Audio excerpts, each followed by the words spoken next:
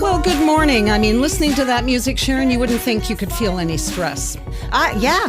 But people feel stress all the time, and it's one of the biggest complaints, I think, in our society. Yes, we do live in a high-stress society. High that's for stress, sure. and we just don't know how to get rid of it without pills or a bottle of wine. Yeah. And yoga, which you can't always. I Not fit everybody, that in. You fit that in, Yeah. right?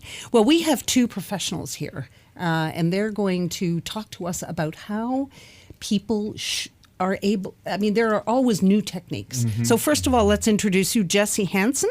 Yes. You can hello. wave, Jesse. Hey. There's Hello, Jesse and Philip Allen Jacobs. Hello. And so stress is big business. It is. It is. And I think, one thing I want to say right off the bat is that I think I'm calling for a paradigm shift around it, in that we always think of the cars, the kids, the whatever it is out there stressing us. And this paradigm shift also can really help people have a new approach to it, is that stress is not something that's outside of us. It's something that we actually unconsciously or consciously create from within us in how we relate to stressors. So I have often thought, though, when we approach our day and we're telling, I am so stressed, are we not reinforcing the stress within ourselves? Absolutely. Yeah. Yeah. And even more than that, I mean, you can take so many different, for example, someone that is a more active yoga meditation practitioner, they're much less likely to say, I'm so stressed out, I'm so stressed out all the time. Part of it is our own practices and our own ability to harness it. Yeah, you default to the breathing and everything else. Yeah. Well, I mean, I think it depends, though. I think everybody's different. If you mention meditation to me, my stress level goes up. I don't want to sit and do nothing. It makes me crazy. Like I really feel aggressively like I want to get out of here. I don't like it at all. Yeah. I don't want to meditate on any level. I would rather get on a treadmill. That for me would be your form of meditation. Well, I don't know. I'm just saying. I think it must be tailor-made, right, for people? Or do you find that there is a catch-all? I believe it is tailor-made, like whatever resonates with you to bring your stress levels down and to deal with your stresses. That's what's important, and what you find that's going to make you feel comfortable with it. It's your perception and what you're relating to in your external environment. So you guys are pros, and that's what you deal with a lot of the time.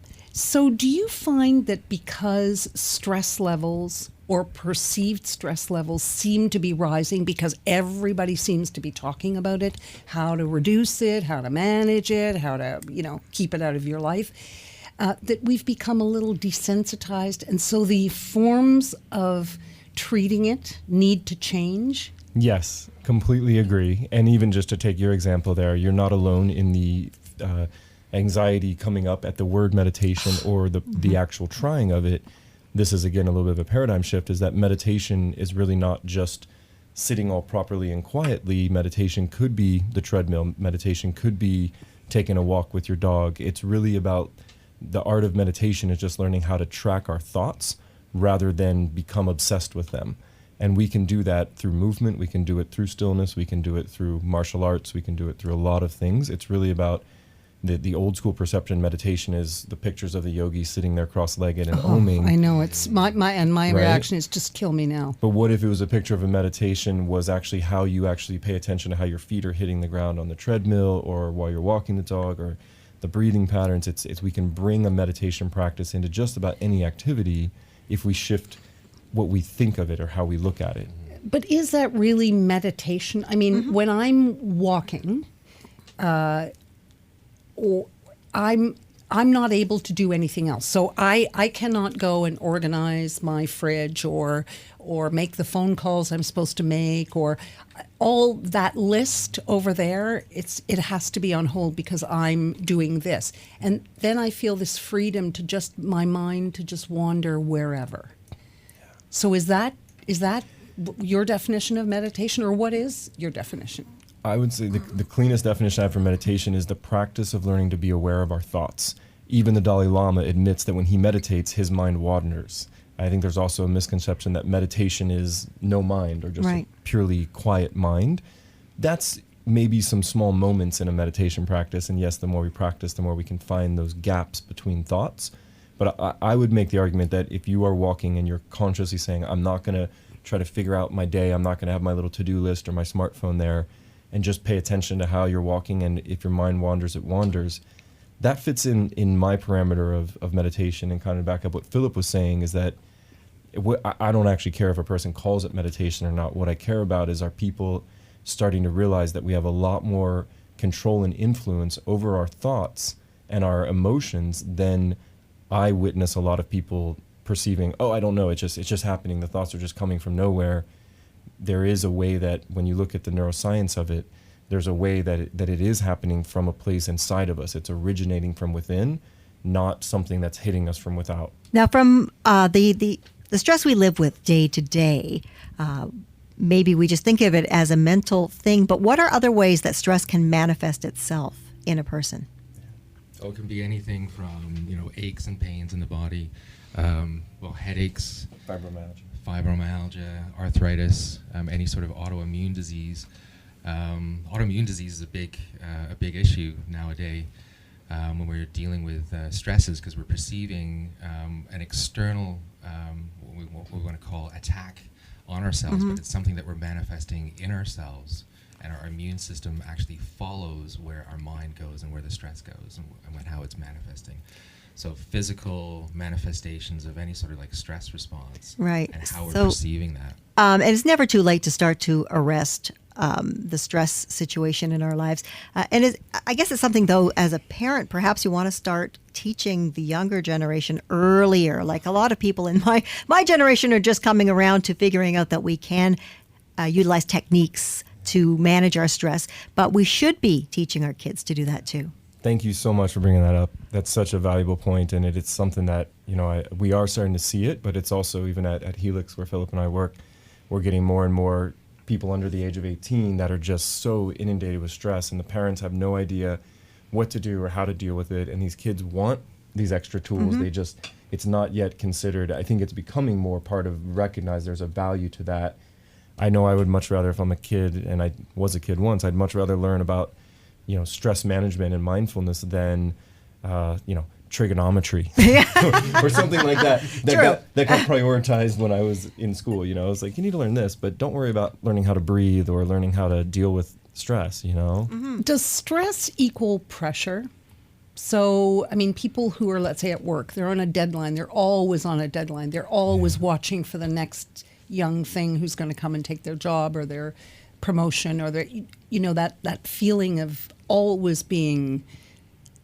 Yes. I mean, for children who now we talk about being overprogrammed. They go to school and they're being taught everything else, then they're having to go outside for math and outside for English because, they're getting all kinds of other things that they didn't used to, because the parents aren't home and can't. And then they're going and the parents are being told, well, they need to physical exercise or they're going to be obese. So then they're involved in Lord knows what else, and they're running all day long. Yeah. So the pressure that we experience as adults in our corporate jobs or whatever the job is being transferred onto the children in the forms like you just named. And Dr. Gabor Mate out of Vancouver is an amazing doctor that's writing a book right now called Toxic Culture. And it's about the ideas about it's not just an individual problem. It's really about how our culture is promoting this and pushing it in terms of what things like you just described. Now, I don't know whether you're able to talk about this, but I know that people who've traveled and come back and who've gone to Europe for the first time, let's say, and they've spent 2 weeks in Italy and come back and said, they work to live as opposed to living to work. And that's their takeaway from a 2-week time somewhere. So this isn't globally an issue. Is this North America. More North American? Westernized, right? Yeah, the westernized, the developed countries, but I think North America probably leads the way in terms of, and if we were to look at the nervous systems of North Americans versus Europeans or Africans or whatever it is, I strongly imagine that we would see a hyperactive nervous system trend in North America, that if we were to drop into other places, especially developing countries, it's just not going to be the same level of stress activation. When I was 19, I traveled to India, had the same exact experience. I was like, wow, I just left my college roommates who live in Washington, D.C. and got a ton of money. He was all stressed and upset because a rock hit the windshield of his BMW. And then I went to India and saw people that didn't have food and were making mud cakes to build a house, and they were so happy. Well, in the middle of New Delhi, they're putting a blanket down. The whole family lays down and goes to bed. Yeah. We need to talk more about that and whether what people should do. How can we change that cultural sort of bias about being pressured? And we want to talk about sound therapy. You brought some pretty cool things in. And we're going to have a listen to them on the radio and talk a little bit about that Definitely. too. Very interesting and exciting things to talk about. So don't go anywhere. This is What She Said on Sirius XM 167 Canada Talks. Sharon Caddy in studio with Christine Bentley and our guests, Jesse Hanson and Philip Allen Jacobson. We're talking about stress and, more importantly, getting rid of some of it. And before the break, we talked a little bit about, or mentioned that we were going to discuss sound therapy, which sounds good to me, but what is it in essence? I'll answer this briefly. It's to recognize that underneath the stories that we tell ourselves about our name and all these things in our world, really underneath all that, everything's vibration. If you look at neuroscience, quantum physics, it's all the world of vibration. So if we want to actually help cellularly tune ourselves through sound, we've selected different instruments here that are tuned to different parts of the body, different frequencies. I would say in general about 90% of people that experience this instantly go into a relaxed sort of meditative state. There is a constituency of people that find it annoying or intrusive or, oh my God, I just don't want to sit still, as you've been expressing. Right. And that is okay too. There's no right or wrong because there's so many ways to work with stress. Is this, in essence, the same thing as some people, the sounds of the city makes them vibrant and excited or relaxed, and other people, the sound of the city drives them nuts and they can't be anywhere near it? Yeah. Well said. And I often tell people when they're experiencing sound therapy, it's a practice in learning what vibrations and frequencies do bring you up and lift you versus calm you versus annoy you versus you fall in love with them. And all these instruments that we have many more back at Helix, but for the ones we brought today, it's a chance to notice, okay, wow, that really deep resonant sound, I love that. But the high-pitched ones, I hated that. That's not right or wrong, good or bad. It's just giving us scientific information about how our nervous system operates. So if you have a client who expresses a like or a dislike for certain sounds, I'm assuming you run them through a range. Does that tell you something about them? Very much so. Absolutely. Yeah, we can figure out or listen to what they're saying and their response, and their response to the sound, and then actually figure out where the imbalance is to help them find their balance. And once you've found your balance, for example, the sound that we're going to hear this in a minute, drives me crazy. I'm ready for a Tylenol. But I love this. I love thunderstorms. I love the sound of the city. I don't mind that ambient dogs barking, cars honking. And I love the sound of lapping water. I could do lapping water, sit on a beach and listen to the water lap. I mean, at high volume for the rest of my life. If that was going to be the rest eternity, that would be it. That and the odd thunderstorm, I'd be happy.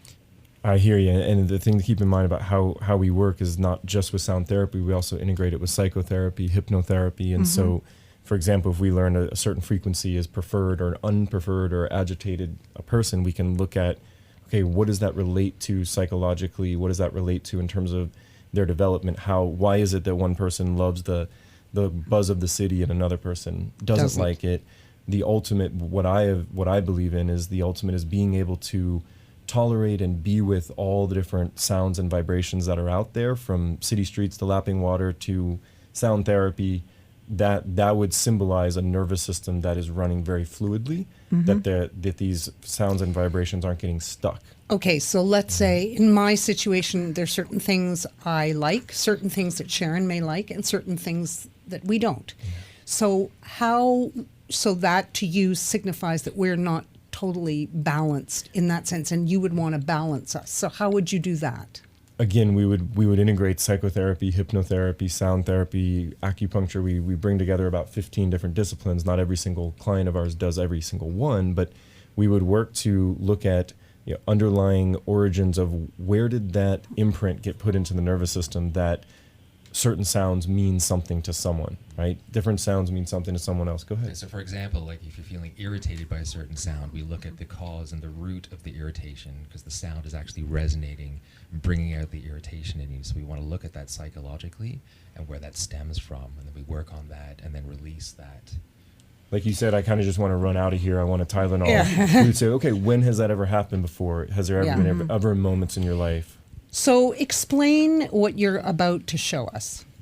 Well, Philip's going to be playing the quartz crystal bowls. Quartz crystal is the conductor of electricity in just about every electronic device on the planet. Conveniently, it's also what's in our bones that makes electricity move through our bones. It's in our bone Really? structure. Very fascinating. So I say the bowls are singing to your bones, and if there is holdings and tensions in the muscles around the bones, that's what the agitations are. That's what you're physically experiencing is the bowls are trying to send electricity through your body, and your body's saying, no, I don't want that for some reason. And there's no judgment on it. It's like a scientist doing an experiment. Let's be curious.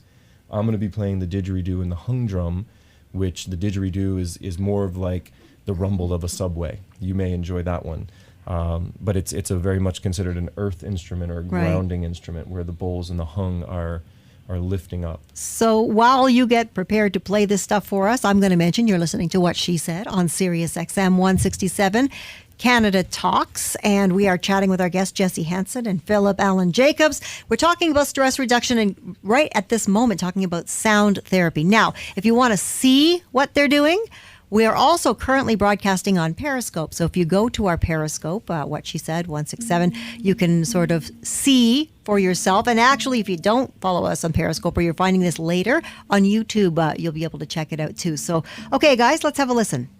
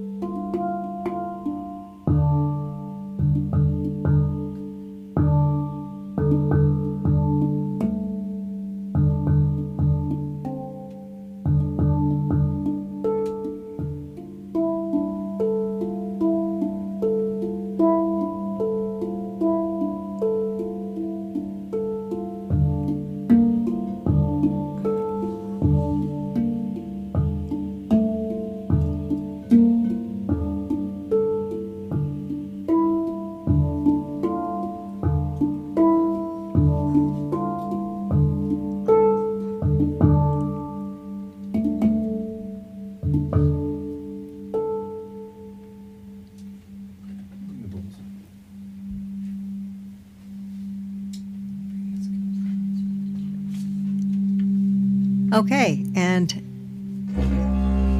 the didgeridoo.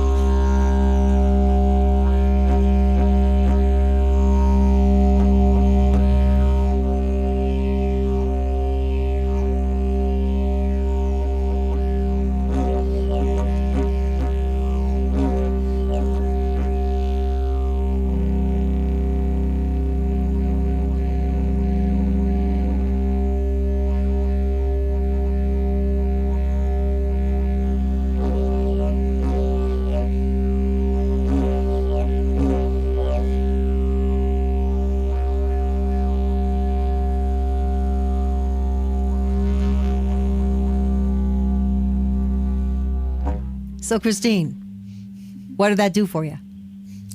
I'm not sure. I mean, I'm fairly relaxed, I guess. I'm not sure. Like, would somebody, how would that work? Would you listen to normally 5 you minutes wouldn't. of it, or an hour of it, or? Yeah, normally you would do, the way we work at Helix is someone would have already gone through a psychotherapeutic process. So they'd be... What is a psychotherapeutic process? Means a way of looking at, why, for example, do I love the sound of subways and not like the sounds of crystal bowls or whatever those other things are. But they're coming into a session with Philip often with already an opening inside. They're already in a vulnerable place. They may have just spent time learning how to interact with a wounded part inside that is maybe driving stress or driving addictions or whatever. And so then normally the sessions are about 50 minutes. And it's also combined with acupuncture if people are open to that. Not always, but it is available.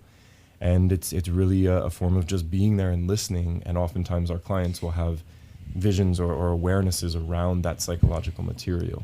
So let me put you on the spot here and ask you a question. Can you think of a client who came in, your best case scenario, in a very wounded place and was healed? Yeah. And how quickly that took? I would love to give a case example. If you're going to allow me to go to one of the best case scenarios, Yeah. I'm thinking of a woman who came to us after about 15 years of going to traditional talk therapy, and within 2 visits, each visit was 2 hours. The main trauma she was dealing with was a car wreck from about 20 years ago, and it just kept eating her up inside. And within 2 visits, 2 hours each, one was a therapy session, then followed by Philip's work, her symptoms were gone. And her symptoms Her were? symptoms were everything from sleeplessness to headaches to fear of being in a car to fear of being abandoned by her husband to all these. It just amplified all these phobias, and her symptoms are gone. Now she continued to come and just sort of get stronger and stronger, but within 2 visits, because of the work with the type of therapy we do called somatic therapy, which is what Right. Carmen had talked about last year. So, we tend to think when we have those kinds of symptoms that there's something wrong with our body. And what we're really finding out here today is very often that has nothing to do with the body. The body is just expressing symptoms from the brain. So are you essentially then breaking the connection and redirecting the thought process? The clinical word is called neuroplasticity. Okay.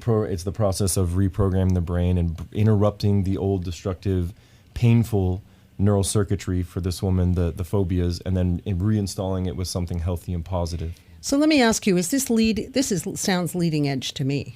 Very cutting edge. I actually moved here from California a few years ago, so it's very, very West Coast, if you will.